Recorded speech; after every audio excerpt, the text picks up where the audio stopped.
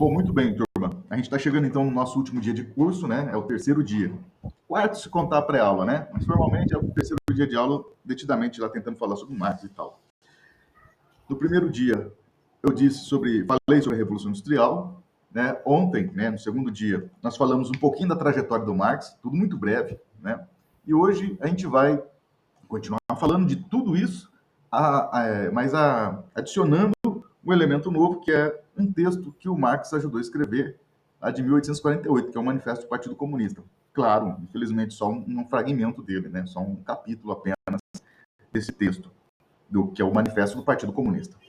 A edição que eu pedi para vocês lerem é a edição da Boitempo, né, que se chama Manifesto Comunista, né? E aí tem além do texto, né, tem toda uma contribuição dos comentadores, né? Um prefácio do Oswaldo Codiola, enfim, tem texto do Trotsky falando sobre esses textos de autores clássicos, revolucionários clássicos lá no final, comentando. É uma edição muito rica essa edição da Boitempo. Aliás, eu acho que é a mais rica que eu conheço, né? Nesse sentido de organizar várias tendências para poder falar sobre o manifesto. Mas nós não vamos trabalhar com os debatedores aqui, a gente vai discutir a partir do texto da Liga dos Comunistas, né? Escrito pelo Marx e pelo Engels. Mais pelo Marx do que pelo Engels, né? Mas não foi um trabalho coletivo dos dois ali. Bom, então, o tema da aula de hoje é conceitos fundamentais do pensamento de Marx, né? Quando eu digo conceitos fundamentais, eu estou falando uma centena deles, né? Então, eu vou falar só de alguns que aparecem no texto, né? Nesse momento do texto, e alguns outros que até extrapolam um pouco o texto. Mas eu acho que é importante deixar isso bem nítido, né? Para não frustrar ninguém. É uma pitadinha, gente, é um cursinho de introdução. Então, a gente não vai dar conta de falar o que é mais-valia, o que é valor de troca, valor de uso, trabalho abstrato, até porque nem tem isso no Manifesto do Partido Comunista, né? Mas alguns conceitos que são apresentados no Manifesto do Partido Comunista como classes sociais, frações de classes sociais, né, luta de classes, a gente vai tentar falar aqui hoje, tá bom? Antes de entrar no texto, né, hoje vai ser uma aula bem pautada no texto, lendo um texto, explicando, comentando, debatendo, eu queria fazer uma rápida apresentação, né? Então, só para lembrar e amarrar, as coisas devem ser amarradas quando possível, né? Nesse caso aqui, eu trabalhei para que fosse possível amarrar. Observe, é um texto de 1848, o Manifesto do Partido Comunista. Disse ontem para vocês que não é um texto, um livro que o Marx e o Engels resolveram escrever, não é assim. Tem um contexto histórico desse texto. Esse texto, ele é um programa político de uma organização que eles tinham acabado de a fundar, que é a Liga dos Comunistas, né? Outras pessoas poderiam ter escrito o manifesto da Liga dos Comunistas, mas as pessoas com maior acúmulo naquele momento que a direção da Liga entendeu que poderia construir esse manifesto, né, esse programa político, era o Marx e o Engels. Sobretudo o Marx. A tarefa foi dada para o Marx, não foi dada para o Engels, para o Engels, não. É o Marx que foi responsável, né? Inclusive ele ficou com os documentos do Congresso, documentos históricos da própria Liga, né? Ou seja, enfim, da onde veio a Liga, né? Que era a Liga dos Justos antigamente, né? E para poder fazer todo um apanhado e apresentar esse programa para que eles debatessem e resolvessem ou não imprimir ele, mandar para a gráfica lá em fevereiro, final de fevereiro, março, né? Enfim. Mandou em final de fevereiro, imprimiu mesmo em março, mas enfim, isso não é importante agora. Então, nesse sentido, é importante a gente não perder essa caracterização muito legítima, importante para nós que queremos estudar, conhecer o pensamento do Marx, a gente tem que buscar os elementos factuais. Por mais difícil que isso seja, a gente tem que fazer esse esforço. Nesse caso, nem é muito difícil não, né? Então, mais uma vez, para dar continuidade. Então, é o contexto de 1848, o Engels e o Marx está ajudando a organizar, né, e dirigindo, inclusive, não só organizar, mas como dirigentes revolucionários, a Liga dos Comunistas. Marx recebe essa tarefa, né, de escrever esse documento que a gente vai debater uma partinha dele hoje aqui. Ele enrola para dedéu, né? O pessoal da direção da Liga até chama a atenção dele, falou: você vai ser sancionado, devolve os documentos, não vai cumprir com a sua responsabilidade que você assumiu no Congresso, devolva os documentos aí, a gente vai pedir para outro escrever, né? Isso tocou no Marx, né? Ou seja, o Marx tomou um pito lá. Hoje nós falaremos sanção moral, sei lá, enfim, ele recebeu uma advertência, né, da comissão. E o Engels pegou no pé dele e falou: Marx, vamos soltar isso aí, não sei o que tem. E o Marx tinha uma relação com o texto, todo mundo já sabe disso, talvez, né? Para quem não sabe, ele tinha uma relação com a produção textual que, que era mais demorada, entendeu?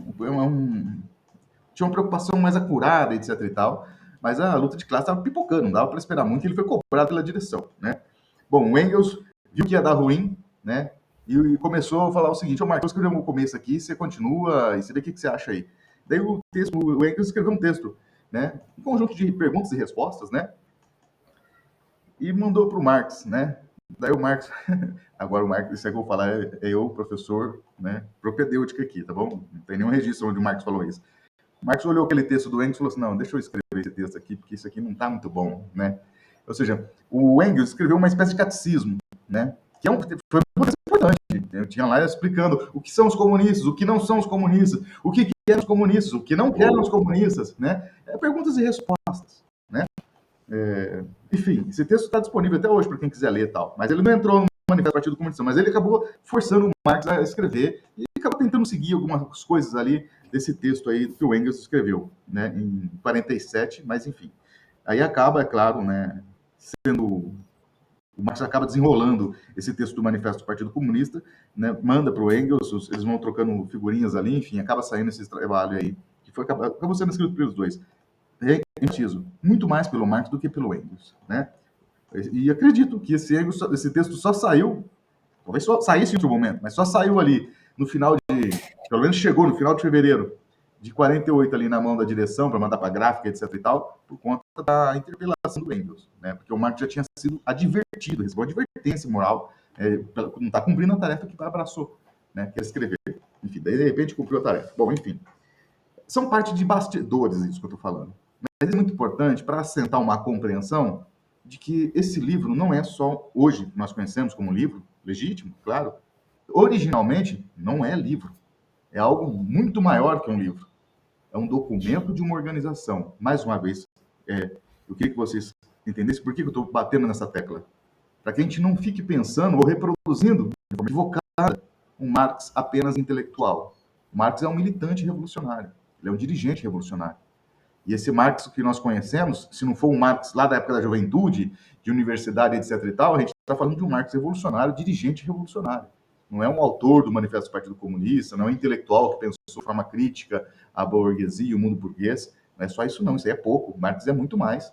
Porque ele estudava e fazia uma crítica à economia política por conta de ser um militante. Enquanto militante que queria transformar o mundo, ele precisa entender o mundo que ele está querendo transformar, disse ontem para vocês. Né?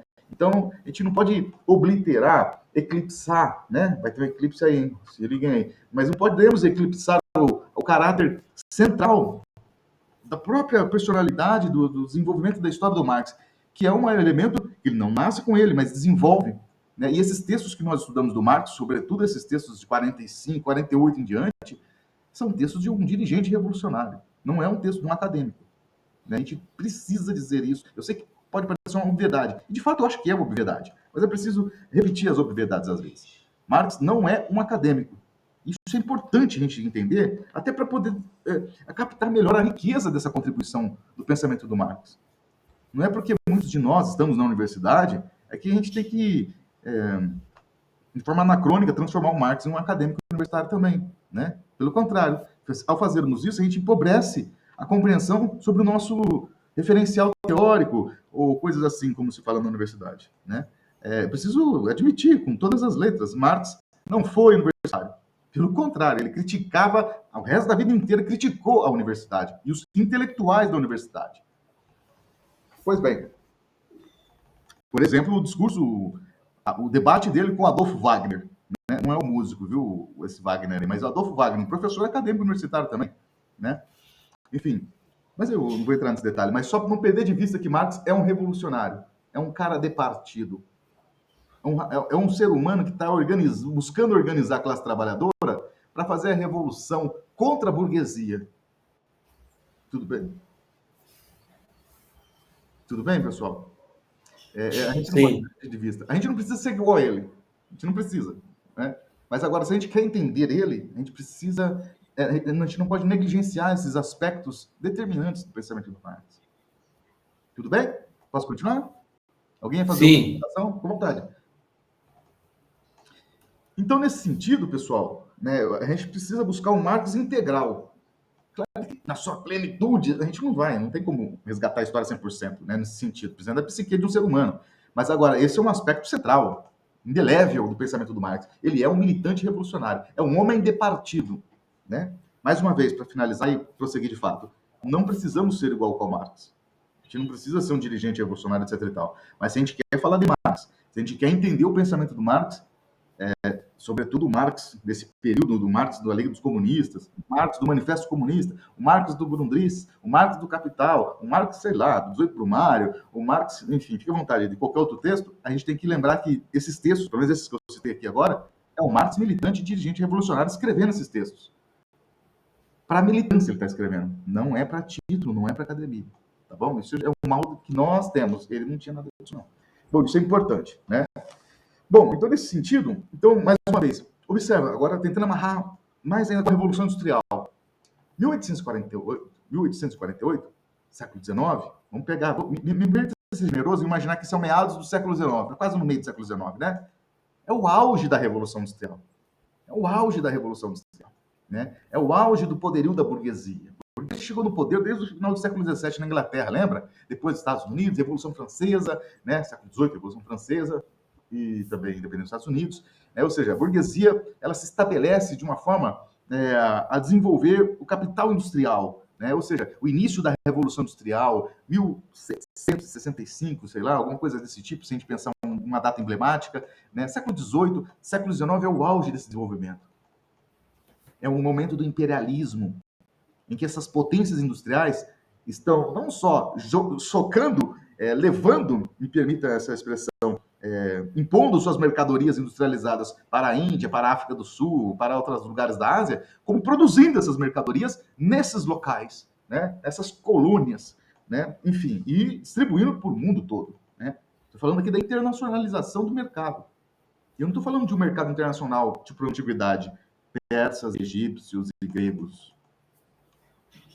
É um comércio internacional de dimensão mediterrânea. Aqui a gente está falando do globo terrestre. A gente está falando do planeta Terra mesmo.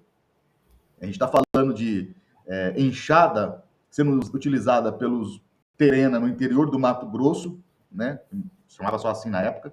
Né? A gente está falando dessa mesma enxada que chega, por exemplo, em Botsuana, no sul da África, né? Ou ainda da mesma enxada, né, que chega em Calicut ou Nova Delhi, que é a mesma enxada que vai chegar para ser vendida em Timor-Leste, estou pegando o Império Português, né? Que comprava dos ingleses também. Enfim, e assim vai. Né? E Japão, né? Enfim. A gente está falando do mundo, né? Então, observe, esse texto do Marx, ele está nesse contexto internacional, de internacionalização do capital, né? A indústria, ela cria um mercado internacional, vai dizer o texto, né? A indústria capitalista, ou seja, esse momento industrial. É o momento, então, de ápice do poder da burguesia, né? Pensando no contexto da vida do Marx, né? E, evidentemente, também o desenvolvimento, consolidação daquela nova classe social que eu falei para vocês ontem, né? Que é o quê? O proletariado.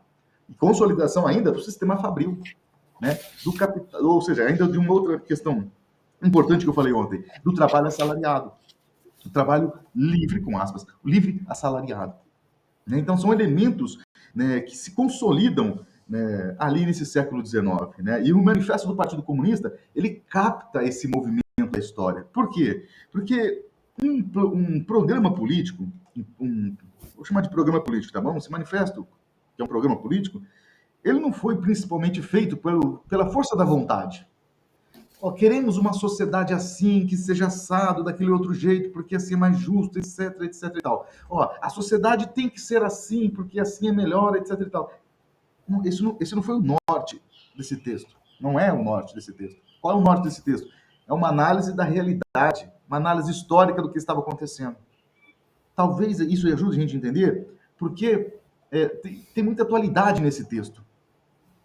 Porque não foi uma invenção, não é questão de inventividade.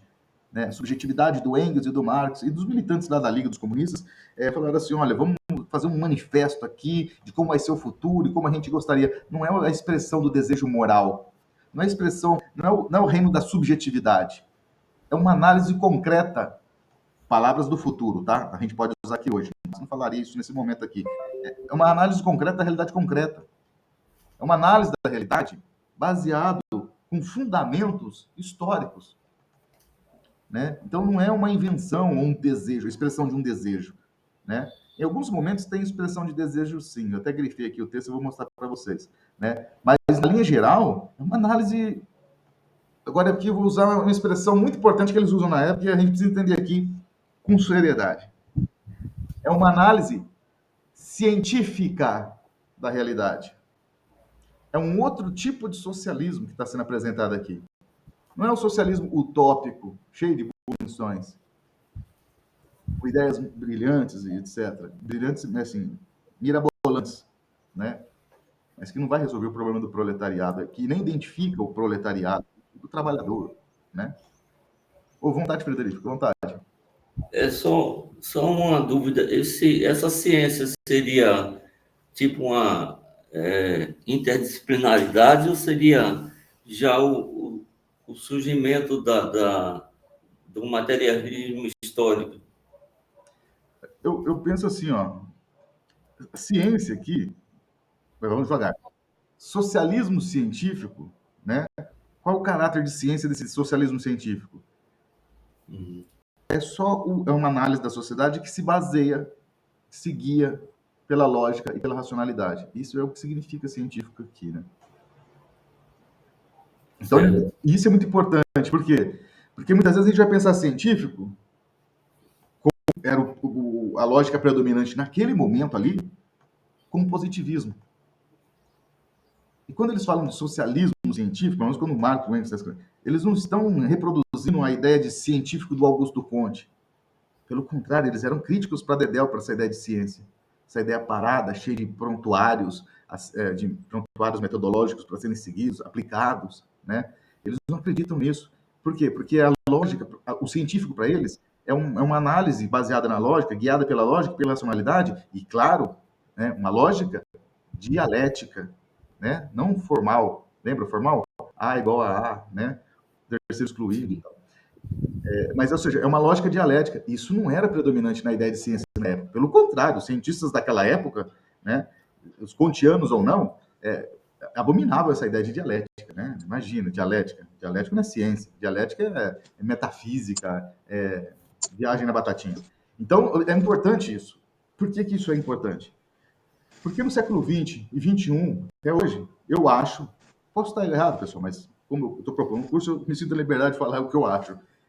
Eu acho que, eu estou convencidíssimo, de que a influência do positivismo no marxismo na América Latina, e no mundo, mas vou ficar aqui na América Latina, vou falar no Brasil, é elevadíssima. Melhor dizendo, com outras palavras. O marxismo que chegou para nós aqui no Brasil, ele é muito mais próximo do Augusto Conte do que o Karl Marx. E a mesma coisa para a Argentina, a mesma coisa para um monte de lugar. Talvez a única exceção, não na recepção, mas no desdobramento, seja o Peru, né? Mas, enfim, ou seja, é extremamente ligado a um positivismo, né? É mais Augusto Conte do que Marx. Deixa eu melhorar. Então, por que eu estou querendo dizer isso? Melhorar significa, quero dizer, o que eu estou querendo falar com isso, Jean? É que, muitas vezes, como nós lemos científico aqui no texto do Marx, por essa tradição nossa de influência brutal do positivismo do marxismo, a gente lê aqui no manifesto, que a gente vai ler daqui a pouquinho, científico, da forma que essa tradição, equivocadamente, lê ciência. Aquela lógica. Por isso que às vezes eu falei aqui no curso, né? Científico não é aquela coisa do cara com jaleco branco, com estetoscópio de enfeite no pescoço. Meio que um ar sarcasmo da minha parte aqui, mas ou seja, mas normalmente é assim que a gente pensa ciência, né? Que está fora da casinha, né? Em relação a Marx.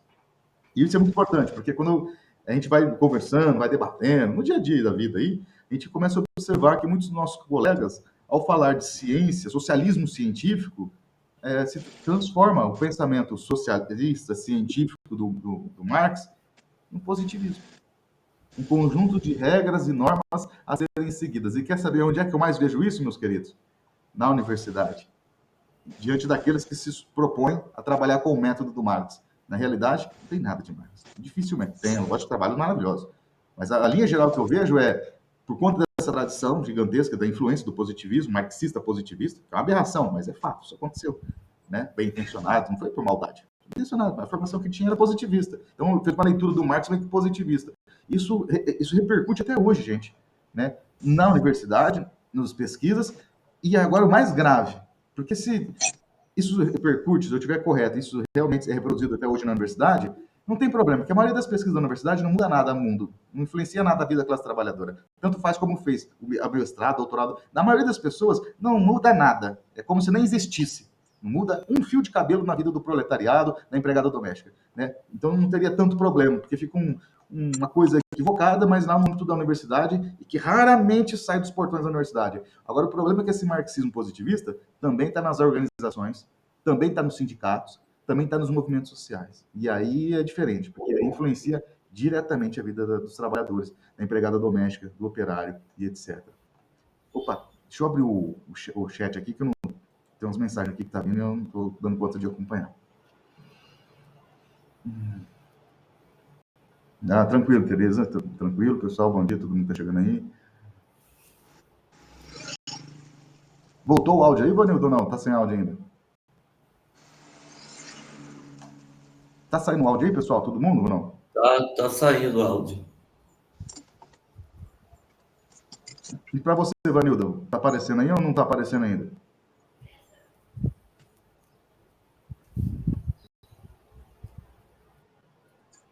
Eu vou tocando aqui, se tiver problema de áudio, vocês escrevem aqui, agora eu abri o chat aqui, eu consigo ler. Então, se vocês observarem, assim, observe que nem entrei ainda no texto, assim, já estou para fazer um monte de problematização, porque isso é importante, né? Eu acredito que essas problematizações não vêm no dia a dia, isso é reproduzido com tranquilidade. Mais uma vez, eu não estou querendo descredenciar, pode parecer, mas não acredito, não estou querendo descredenciar o trabalho acadêmico.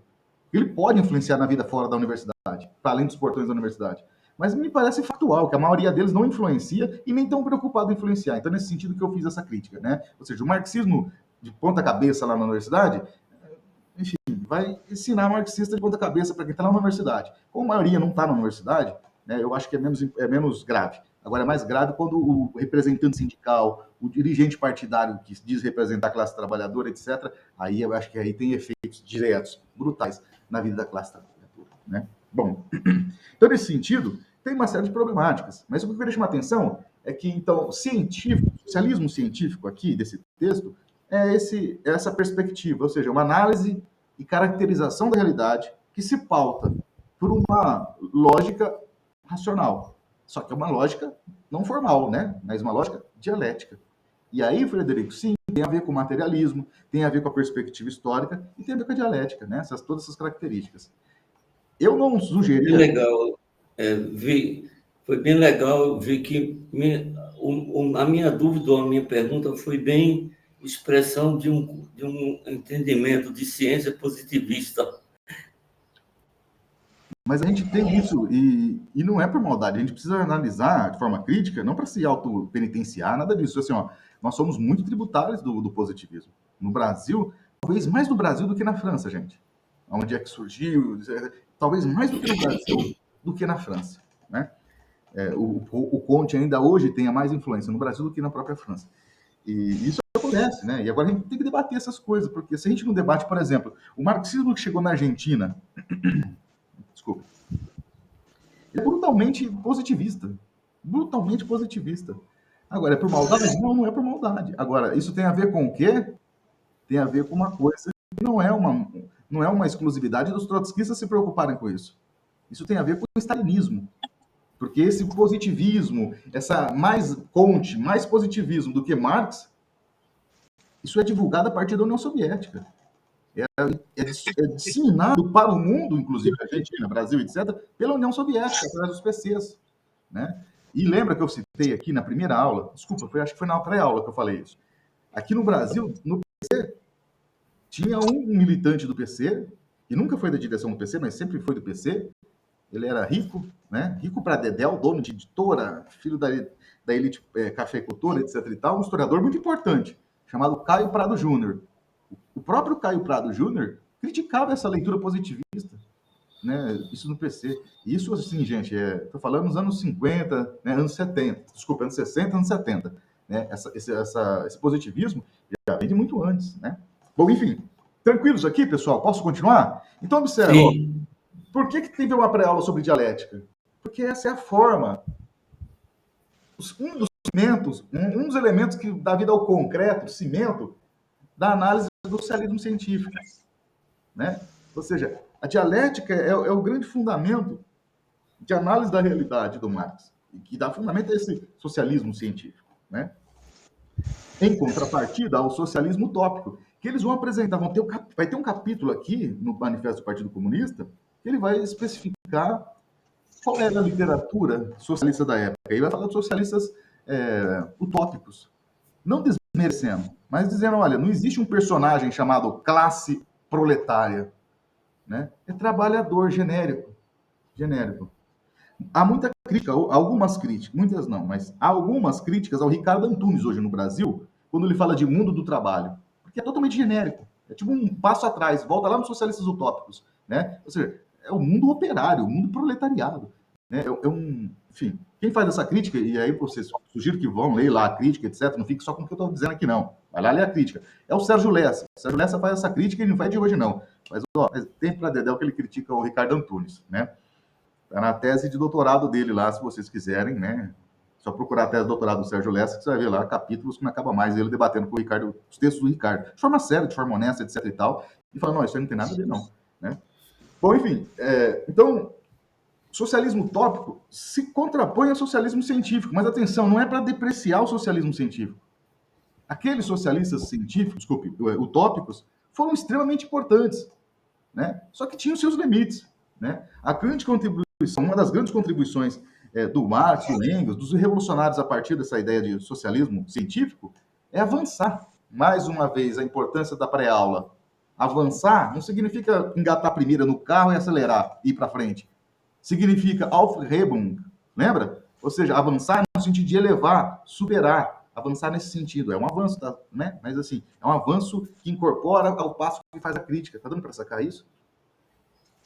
Claro que quando eles escrevem um capítulo aí sobre a literatura socialista, eles não estão falando só dos socialistas utópicos, viu? Estão falando dos socialistas reformistas, que é muito importante a gente ler, eles estão vivos até hoje. Os socialistas medievais, acreditaram, sacaram nisso, o que é isso? Socialistas medievais.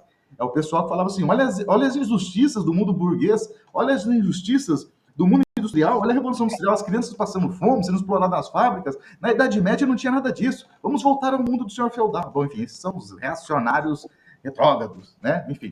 Mas a ideia central aqui, com vocês, é discutir só o capítulo 1, para dar um empurrão, para dar um incentivo, né? Para que vocês continuem, né? Para quem não leu, que continue lendo depois o capítulo 2, 3, 4, né? Que é um texto brilhante.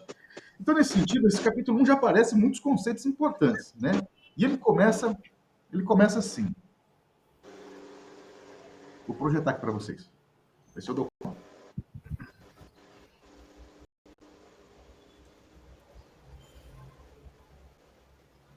Eu não estou te vendo, Jean. Ah, tá. É que eu vou começar a projetar aqui. Eu acho que vai aparecer. Apareceu um texto aí para vocês? Não. Vou dar um tempinho para ver se aparece.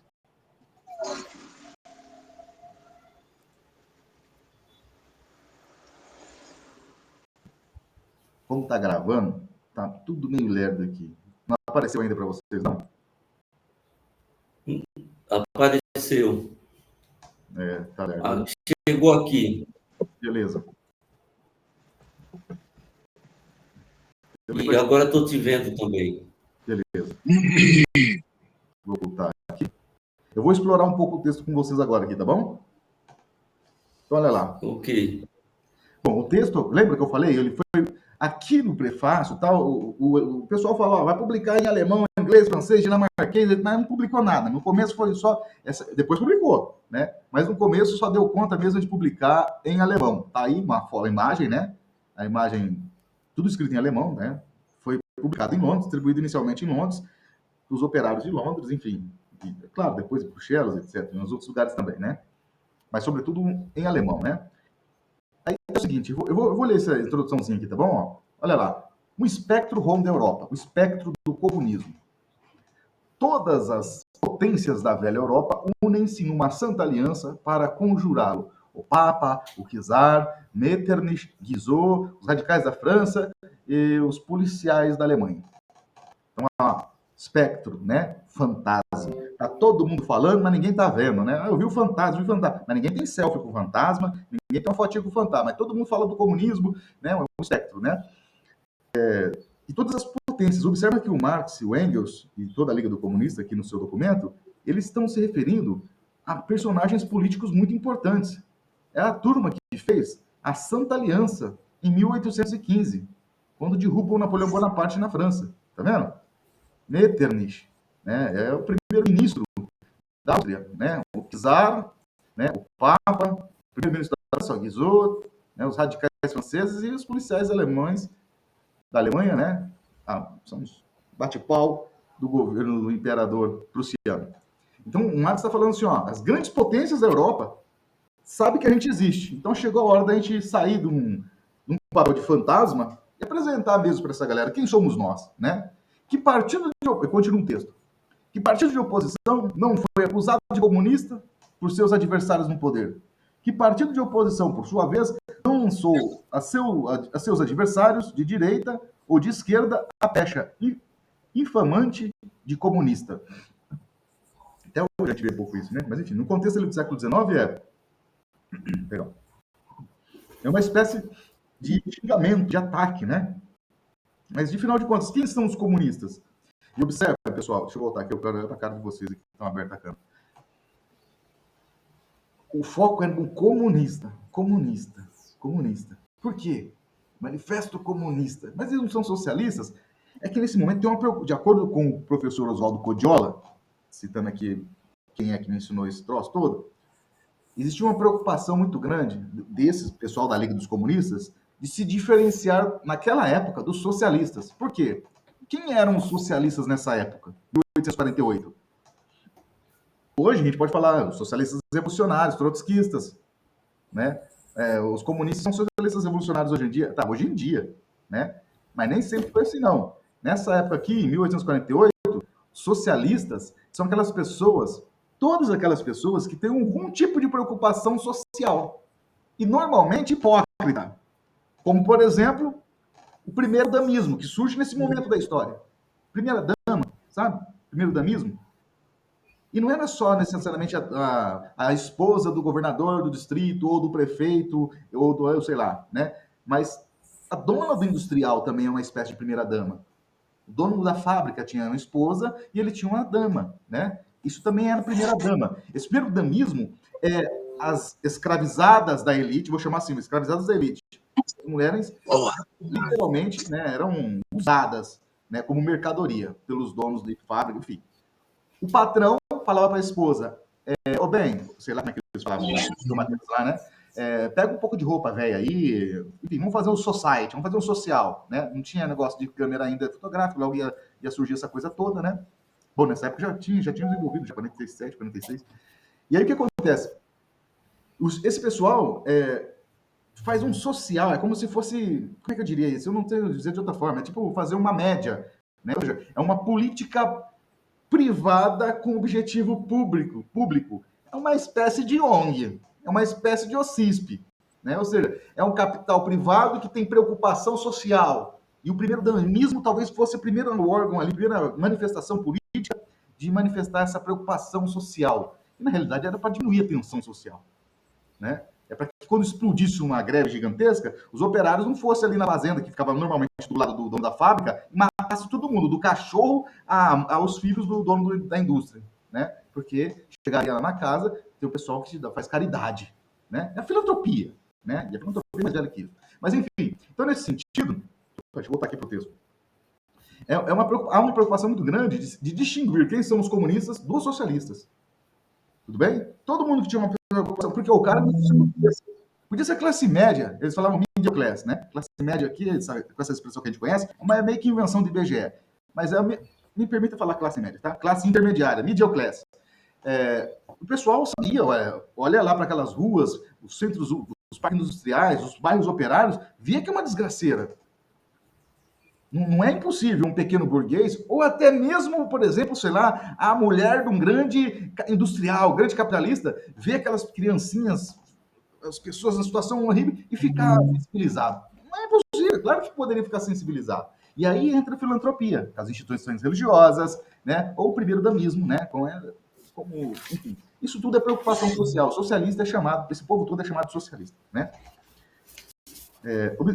Tem um autor, Charles Dickens, vai escrever um monte de obra nesse período aqui, né? Retratando essa realidade, sobretudo em Londres mesmo, na Inglaterra e tal. Marx não curte muito o Dickens, não, porque a leitura do Dickens, no final, tá tudo certo. É meio que uma novelinha com açúcar. Mas é uma denúncia importante, né? Mas tem os seus limites aí também, romântico, né? Vai criticar o Marx. Mas o Charles Dickens é um texto interessante também, né? Principalmente, lógico, para além da literatura, o próprio texto do Engels, que nós já falamos aqui, mas a literatura também é importante para a gente poder entender como era representado, né, via literatura, esse período todo, né, de desgraceiras, né, na Inglaterra. E os socialistas aparecem, hein, nas obras, aquela bem famosa chamada Oliver Twist, né? Ou ainda uma outra que é um pouco mais divulgada, chamada Noites Londrinas. Os socialistas aparecem, sempre tem alguém preocupado em ajudar a criancinha pobre que está perdida na rua e que vai tirar da mão da bandidagem e que vai dar uma educação para ela, etc e tal. Essa turma são socialistas. Bom, enfim, parei por aqui, acho que já fui longe demais. Então, um texto aqui quer colocar um divisor de águas, né? Os comunistas não são socialistas, não, né? Nós somos socialistas científicos, é uma outra coisa, né? Os comunistas, né? Tira-se então duas conclusões. Duas conclusões decorrem desses fatos. Vou fechar aqui essa leitura. Primeiro, o comunismo já é reconhecido como força por todas as potências da Europa. Claro que esse aqui é um texto que está divulgando o programa de um grupo, né? Então, está sendo bem otimista aqui, né? Porque, na real, acho que as grandes potências da Europa aqui estão um pouco, enfim, nem sabe da existência da Liga dos Comunistas, né? Mas tudo bem. O comunismo é reconhecido como uma força por todas as potências da Europa. Segundo, né? É tempo de os comunistas exporem abertamente ao mundo inteiro seu modo de ver, seus objetivos e suas tendências, opondo um manifesto do próprio partido à lenda do espectro do comunismo, né? Somos de carne e osso, né? Está aqui o nosso programa para conhecerem. Com este fim, reuniram-se em Londres comunistas de várias nacionalidades que redigiram o manifesto seguinte, que será publicado em inglês, francês, alemão, italiano, flamengo e marquês. Observem assim o parágrafo final da introdução. Com este fim, para falar quem são os comunistas para o mundo, reuniram-se em Londres, está escrito assim aqui, ó, Marx e Engels, né, e que redigiram o manifesto. Não está escrito isso aqui, né? A gente tem que levar a sério o texto, né? Ou seja, tudo que em tese poderia ser uma polêmica que eu coloquei aqui, não tem nada de polêmica, olha o texto. É um texto que redigiram, ou seja, comunistas de várias nacionalidades e redigiram o manifesto, ou seja, é um documento de uma organização, né? Não é do Marx e Engels. Bom, enfim. E aí vem um texto que eu pedi para vocês lerem. Deixa eu voltar aqui, porque de repente alguém está querendo falar e eu não estou vendo vocês. Então vocês sacaram? Ou seja, é um documento. Vamos revisar alguma coisinha antes de entrar no capítulo. É um documento de um contexto histórico, que é a Revolução Industrial, tudo bem? Aqui, o proletariado está se levantando. Achei, mas isso é fevereiro. Não foi ainda as revoltas. Calma, calma. O proletariado está se levantando desde 1834. A revolta dos operários da seda, da indústria têxtil na cidade de Lyon, na França, é emblemática. Procurem na internet. A revolta dos canudos, dos cani, revolta dos tecelões de Lyon. Importantíssimo. As revoltas dos tecelões da Silésia. Então, os operários existem, eles estão se revoltando. Voltar com maior força com a Revolução de Fevereiro, que começa na França. Sim, Frederico, tá bom, Roberto, não está aqui, né? Sim, essa coisa a origem do proletariado, ele seria válido pensar que o proletariado haveria surgido antes mesmo do capitalismo, né? No final do feudalismo. E também o próprio termo proletário vem da época de Roma, né? Roma antiga, que recrutava os filhos, a prole do camponês para seus exércitos. É isso? Aí a gente tem que pegar e dar aquela contextualizada com a modernidade, né? Por quê? Embora já existissem pessoas que viviam no trabalho, olha, isso até antes da Roma Antiga, né? Enfim, qualquer momento da história da humanidade, lembra? A categoria trabalho. Todo mundo tem que desenvolver trabalho. Em um dado momento da história, quando você tem desenvolvimento da propriedade privada, isso lá atrás, hein? Bem lá atrás. A gente vai ter que vender força de trabalho. Agora, é que no mundo capitalista, então proletário, pessoas que vivem do trabalho, né? E que são reproduzidas e precisa, né, para continuar vivendo, reproduzir. Opa, será que eu caí aqui?